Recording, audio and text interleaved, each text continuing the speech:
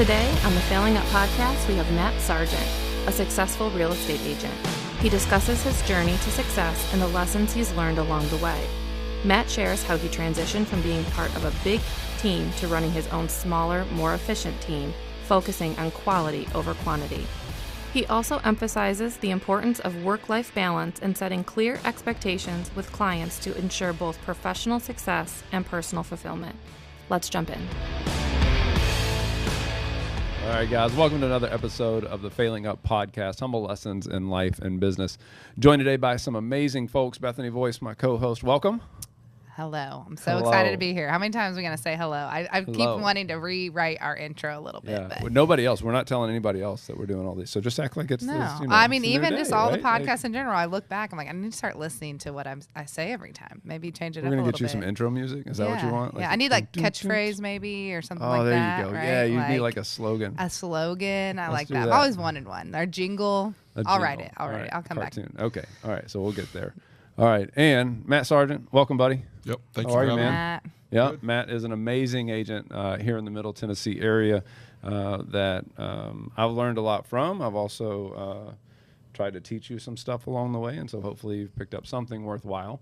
But take a moment, introduce yourself to our listeners and to our guests. Matt Sargent. I run a small team in Middle Tennessee. It's me plus a buyer agent and one admin. All right, and you just came in and told us what you just accomplished. For the month of March, we were number one in the region. That's Alabama, amazing. Tennessee, and Georgia. That's Yeah, dope. congrats. Congratulations. Yeah, That's good awesome. for you. Big good deal. for you. Have you always just been number one? Is that you just come out as a winner, or what's your journey been like over the last few years? So I'm within a month of being an agent for 10 years. So I started right out of high school, worked for two teams, the number one team, number three team in my area with KW for a while. Left KW for a couple of years, thought I had things figured out and was kind of plateaued there. So the opportunity kind of presented to come back to KW, get coached by David for a little while for 6 or 8 months after I came back and kind of rebuild our team. We had a big team. We went down to kind of just me by myself for a couple months and then went more of a showing assistant model, buyer agent / showing assistant, a little different model, and it's been really succsuccessful for us. Do you like that model? I do. You haven't spoken much, but I know you've watched that transition for you. You had a phenomenal year last year, right? We did. What'd you do in volume last year? So in 22, we did 126 units for about 45 million. Last year, we did about Yeah. 35 million, 103 Nice. for transactions. Yeah. And you're doing the bulk of that business, Yep. right? So what I kind of learned was in our model, we don't buy a lot of business and we don't buy a lot of leads.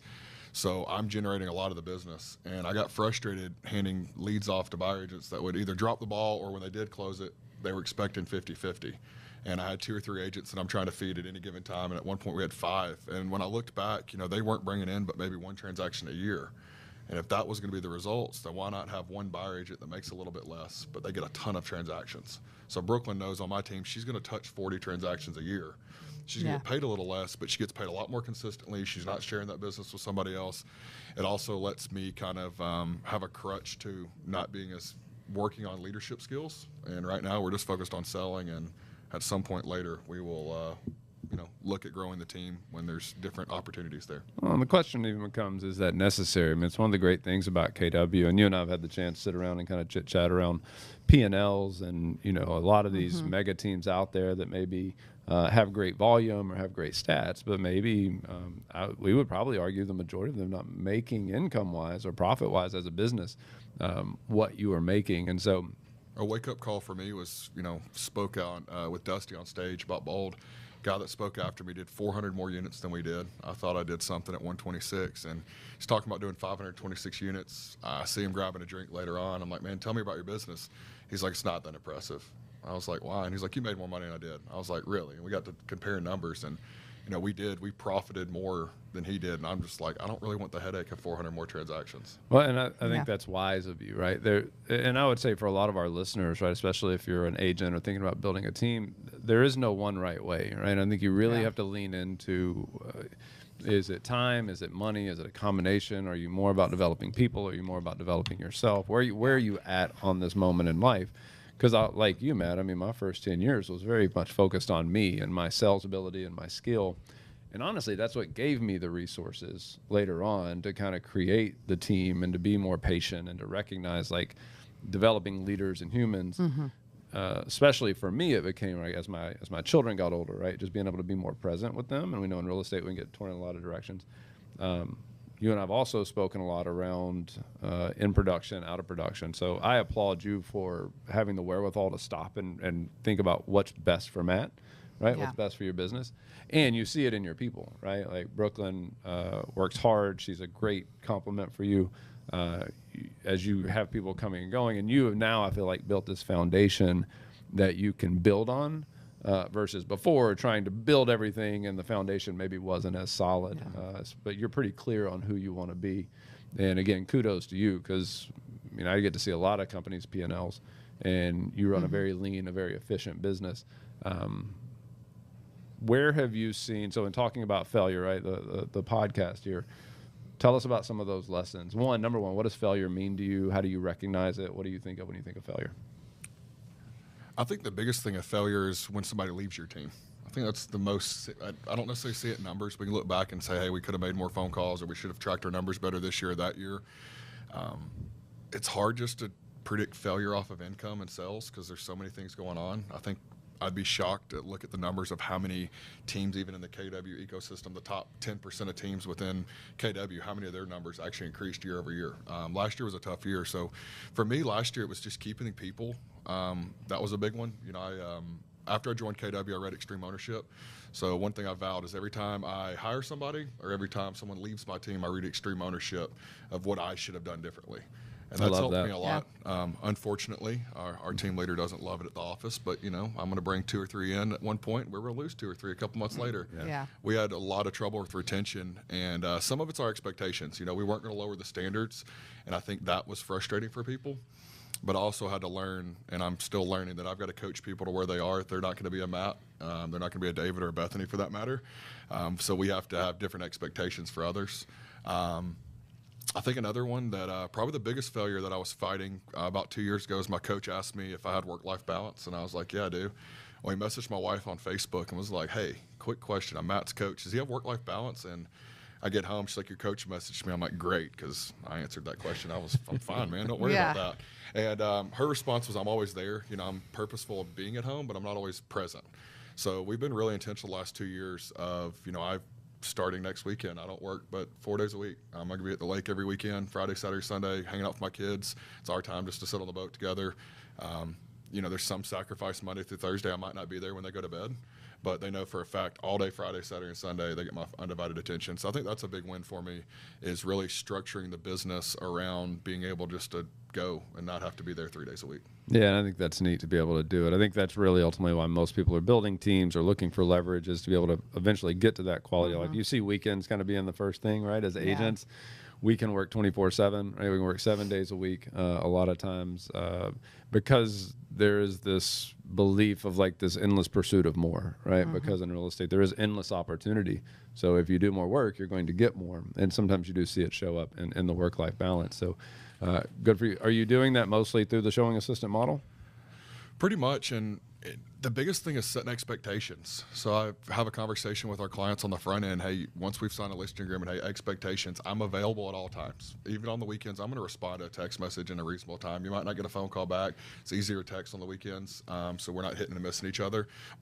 Excuse me, but I set the expectation. Hey, look, I work really hard Monday through Thursday, but also Friday, Saturday, and Sunday, I'm going to spend time with my kids. They deserve that. So you get me at 6 o'clock on a Monday, and I don't feel guilty for not being home for dinner and putting them to sleep, because I get that extra time on the weekends. And I've lost one listing because of it. Come to find out, she listed with someone that, I don't know, like lists for less. I'm like, that I lost because I was charging commission. That was the fee, not because of your time. She said it was because I didn't have time. I was like, great. If you think I need to be available at Friday, Saturday, and Sunday at any given moment for a phone call, hey, great. I'm not your guy. Yeah, not the right But client. I found well over 100 people last year, and we're on track for well over 100 people this year that support that How lifestyle. hard was that, though? Because, I know, and I've known you for a few years, right? And we're all pretty driven people at this table, of being able to recognize now in your journey that, hey, not everybody's for me, because these goals are more important than taking every piece of business that comes my way. I think just honestly, my kids changed me a ton. Yeah. When I had Annabelle, it was like, oh crap, COVID hit. I got to go work. And then as she got older, she's more fun to be around. It's easy to say no. Like I feel insulted if you tell me I shouldn't do that. Like, nah, dude, like go see her little face when she knows she's excited to go to the lake, you know. Right. Thursday afternoon when she's packing up for the lake, she's, Daddy, we're going to the lake tomorrow. Yeah. So like she's excited, little man's excited. Just seeing them just makes it easy. It's not even like a mindset. It wasn't a mindset shift at the office. It was more at home of like, I'm saying no to her. I'm big on, you know, when you say yes to something, you're saying no to something else. Yeah. And every time I said yes to do something on the weekend, I'm saying no to her, and I'm just not going to tell her no. Like we have enough, you know, one thing right now, kind of talking about failures, we're interviewing coaches right now.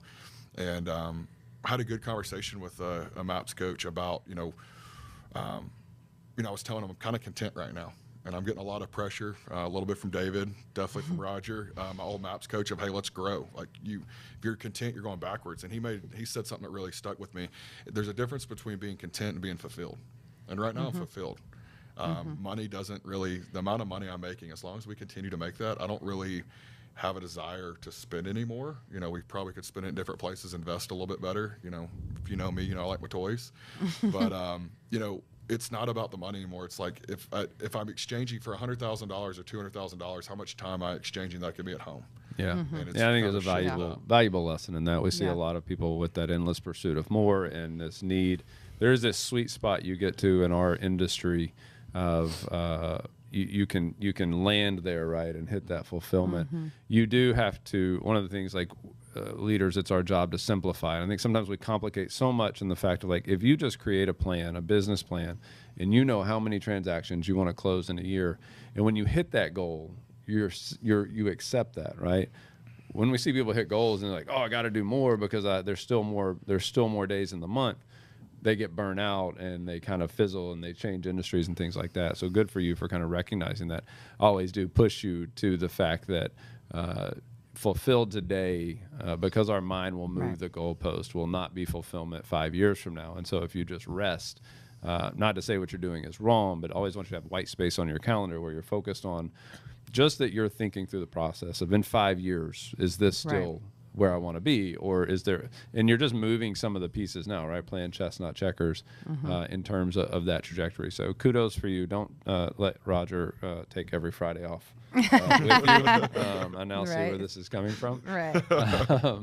But tell us about, we love to hear people's stories around where they screwed up, where you thought, oh man, I really just messed this up and failed. And then in hindsight, you look back and go, well, I learned this lesson, or it set me on a different trajectory. What's something that's happened to you over the last few years where in the moment you're like, man, I'm never recovering from this. And now you can look back and be like, it was somewhat of a blessing in disguise. So 2 things come to mind. Fun fact, I sold the wrong house one time. Nice. Still got it closed though. That's like so that was kind of cool. It's like a claim to fame. Sold the wrong one time. Still sold it. Yeah, that was a hell of an experience. That was definitely a failure, but we got out of it. Yeah. The biggest one I can think of is, back to when I've been in the business about a year, and I swapped teams, and I didn't know the relationship that I was putting at risk when I did swap, because I loved the lady I worked for, Courtney Yates. I mean, big name in Murfreesboro for real estate. Great agent. Didn't know how bad it would hurt her. Now I know when you have somebody leave on your team that you coach, train, they're more than a team member, and then they leave. It's, she shed a couple tears, and so did I when I left. And, I kind of left there because I was wanting to do something different, kind of been promised some more money, and kind of jumped right into the fire. And the blessing behind it was, years later, I didn't get to realize it, and I've apologized to Courtney at every opportunity. Hey, look, I never should have left. And I'm very blessed to have her. She thinks bigger than that. She's like, you wouldn't be where you today if you didn't leave. That's right. Yep. And the biggest thing there was I learned how her team dynamic, I loved a lot about it. And there's a few things that drove me crazy. Courtney was kind of like not retiring, but she's on cruise control. She's been doing this longer than most people have ever thought about doing it, and had a great business. And she was funny. She explained it I talked to her like earlier this week, and she almost said the exact same thing. So here we are, 9-10 years later, still has that same business mentality. Yeah. And she's kind of on cruise control, but we sold a lot. We sold over 100 units. But she did a good job. And looking back, I didn't realize what she was doing because I was hungry. I'm like, I want to work. I want to sell more. And she was spending time with her family. She's on her boat kind of blowing me off when I'm trying to get a deal done. I need some help. And, so there was a little frustration there. And then I was promised a lot of money on another team and went over there and realized there's a difference between running more of a corporate team and a family team. Sure. And I quickly realized, like, hey, look, I want the small, intimate family team. I want them at my kids' birthday parties if they want to be there. Shelby's, joining our team, and she has her senior day. Brooklyn's going to be there. She's like, hey, make sure you put me on the list. I want to be there. So I like that and being involved in our lives. And well, y'all's family is that way, right? Your personal family, right? Yep. You, your dad, your sisters, right? Y'all are close. You're plugged in with each other. I always had tremendous respect for your father and the fact that, like, you guys as a family unit still love to be together, right? You are each other's best friends, and always admire that. I've said, like, I hope my children have that when they're y'all's age. And so I think that's a cool reflection in your business, right? I think the most natural businesses should be a reflection of who you are, and that's your culture, and that's your thing. Yeah. So what advice would you give someone? You've been doing this now for 10 years. You've had a lot of successes. What advice might you give an agent that is maybe newer to the business or looking to start a team? Where can they succeed where you screwed up? Don't get out of the grunt work. I mean, our job's to make contacts and call people. You can hire all the people you want in the world, but they're not going to replace, they come and go. You're going to fail at building a team the first time. And having a conversation with one of my best friends right now. I mean, I'm like, hey, dude, your production's going to be down this year if you don't watch it, but the team's killing it. I'm like, hey, man, they could wake up tomorrow and decide to do something different, and you're 90 to 120 days of getting your business back where it needs to be. He's like, well, I did 2 deals personally this month, and the team did, 6 or 7. I'm like, that's great, but what if you did 4? So your business is always protected. So I think the thing, when I started building a team a couple times, I kind of forgot what got us there. And I would take away from every time we tried to build a team and add people, we would always have either we'd make have about the same amount of revenue coming in, but it split more ways, or it would go down just because I'd quit focusing on my one thing. Yeah. And if I would have been a lot more successful in the past building teams and having bigger teams with higher production if I would have continued to spend my time in the morning calling instead of having to be the leader and having to be the manager. All that stuff could have waited till 1 o'clock. Well, I think the important thing to take away from it is that there isn't a single way to do this successfully. Where we see most people really struggle is that they don't have a plan, right? They don't have any business plan. They don't know what they want out of it, right? And so therefore they're just, the secret to it is just simply taking the time to sit down and do the work, right? If you'll just do the work of thinking through, it is not complicated, right? But if you'll put together a plan and kind of know with intention, like you had intentionality around building a team with a showing assistant so that you could be off 3 days a week, so that you could be highly in production, like all of those things were conscious decisions you made about the company you wanted to build. 90% of the agents out there, I think, go at it very entrepreneurial without any real plan. And so whatever your plan is, guys, wherever you're looking to grow, sit down with a coach, design a plan, and then hold yourself accountable to it. If you're succeeding, be confident in that success, right? And be okay in that space. It doesn't always mean you have to do more and more and more. If you're not succeeding, be willing to investigate it, right? Be willing to look at, like, why is that? Where is that showing up? And what do you want to do about it now, right? What changes do we want to make? So in wrapping up for us, Matt, thinking back, you've now lived a little bit of life, and you're, a father and a family man and a successful business owner, all these great things. 100 years from now, you're looking back and it's the end. What regrets are you trying to avoid right now? What do you look back like, these might be my biggest regrets? I think the one thing I want to prevent is, money doesn't matter. I watched my dad take a lot of steps back in his career to coach softball and be around us. At the end of the day, I've kind of, we did all this to get into business, how much money I can make. And now that I'm making good money, I don't really care. Yeah. I've kind of realized that the money will come, like May's not looking great, but it's going to fall into place. I don't need to stress about it. So you go home and, another baby on the way. Congrats, by the way. Thank awesome. you. I'm excited to be a dad. Like, that's something in that Murfreesboro water, huh? Yeah, no joke. But yeah, I think it's something I applaud out of you and Josh Anderson both. I talk to Josh all the time. Are you going to this? He's like, dude, I don't want to be away from my kids for 3 days for that. It's not worth it. Yeah. And kind of, I'm thankful that I'm having that mindset now, not when they're 12 or 13. He made the comment the other day. I think he's like, man, I won't have a kid at home in like 5 years. I'm like, dude, that's kind of scary. Crazy, isn't it? I'm like, Annabelle's 4, but that's only 14 years left. Yeah. Yep. I got a It's long like time 14 to make Christmases, money. 14 summers, yeah. I can worry about this shit later. And that's kind of the mindset I've taken. And it's probably cost me some money over the last year, but obviously it's working. Like what we're doing is working. I'm happy. I'm excited to go to the office, but also I don't have an appointment this afternoon. I can assure you I'm probably picking them up for school at 2:00. Like, Yeah. and I enjoy doing that. And I think that's trying to prevent my biggest regret. It's going to be that. It's not going to be that I didn't invest more. It's not going to be I didn't have that truck or this truck. It's going to be that, I want to make sure that I'm present for them. Well, and I'd say what a great lesson for you to learn, right? You and I have spoken about the fact that when you make a lot of money, it can box you in, right? You can actually end up growing this lifestyle where now you feel this need to go out and create all this money because you've bought toys or you've bought all these things. And then you look up and go like, well, wait, I was doing this for freedom, not for money. And so I think a lot of people become more miserable when they make more money, again, because they didn't necessarily have a plan set up.